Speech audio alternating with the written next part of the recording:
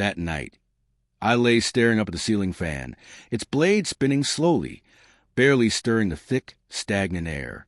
Emily's breathing was even beside me, steady, filling the silence with a rhythm I dared not interrupt. I didn't turn toward her. My fists were clenched under the sheets, nails digging into my palms. The words I had rehearsed for days scraped at my throat, sharp, jagged, threatening to tear free. She shifted in her sleep, her back brushing mine. Then, softly, almost painfully, she spoke. "Why haven't you touched me all week?" My chest constricted. This was a moment I both dreaded and yearned for, a cruel equilibrium of fear and release. I rolled onto my side, forcing the words past a ragged edge in my throat. "I'm getting ready to live alone." Her expression faltered. The fragile, strange smile she'd worn slipped away, replaced first by confusion, then fear. "What are you talking about, Daniel?" she whispered, her voice trembling. And then the memories came rushing back, sharp, relentless, no longer willing to stay buried. It had started 2 weeks earlier. I had left work early, wanted to do something small but meaningful. Flowers, a dinner, a little surprise, a reminder that after 10 years, we were still more than routines and obligations. Her car was already in the driveway, though she had texted earlier saying she'd be at a late meeting. I slipped inside quietly, smiling at the thought of catching her off guard. Then I heard it, her laughter coming from the kitchen. I slowed, heart pounding.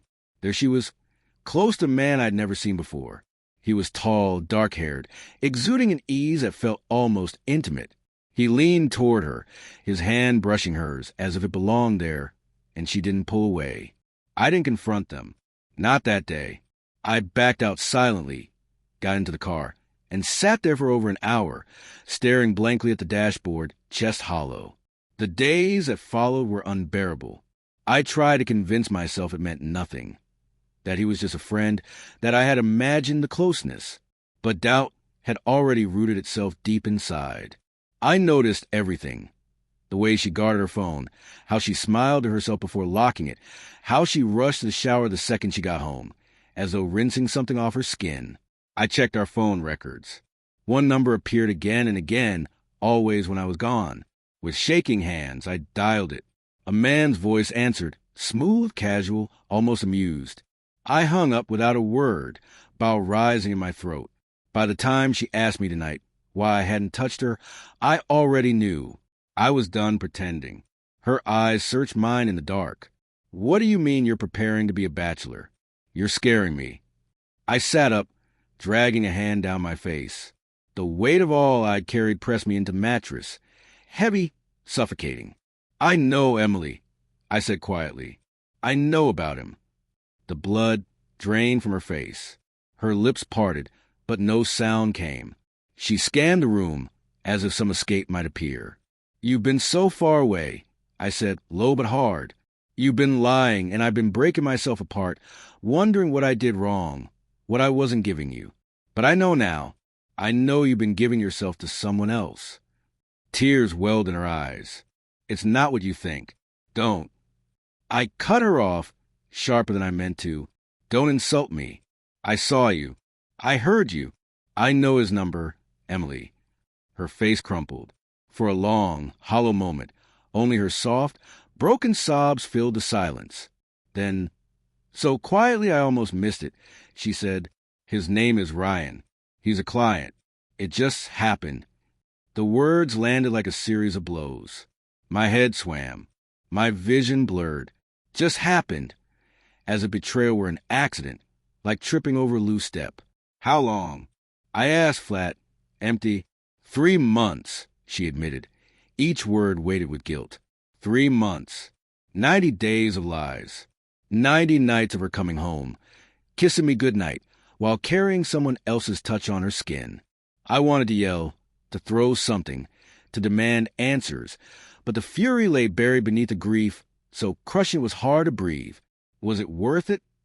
I asked quietly, risking everything we'd built. Her shoulders trembled. "I don't know. I wasn't thinking. I felt alive again." Alive. That word stabbed more than any blow. Was I truly invisible to her? Had our marriage become such a cage that she had to seek someone else to feel real? We sat in silence for what felt like forever. She reached for me once, but I pulled away. I couldn't bear her touch. Memories flooded, poisoned now by her confession.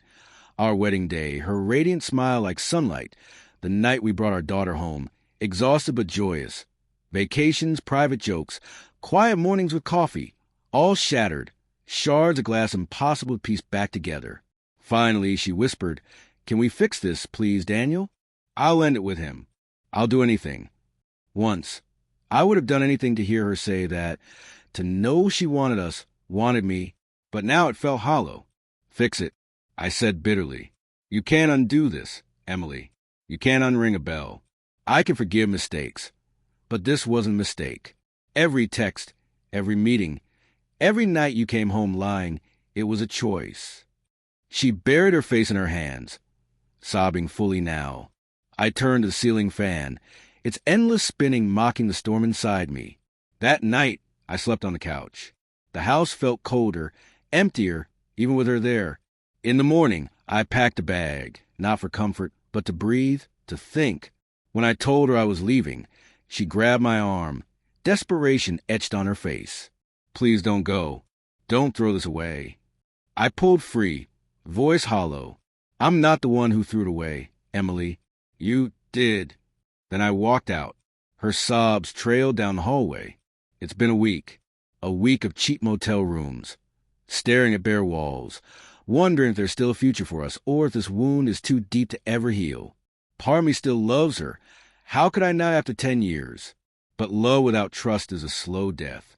Right now, I'm not sure I have the strength to bleed for someone who's already cut me once. When she asked why I hadn't touched her, I gave her the only answer I could. I'm preparing to be alone. Not because I want to, but because she left me no other choice. Maybe one day I'll forgive her. Maybe one day we'll find our way back. But tonight, in this sterile motel room, the echo of her betrayal is louder than any dream of reconciliation. The man who walked into that kitchen, naive and trusting, is gone. What remains is someone harder, wary, someone who's learned that even the person you love most can become a stranger overnight.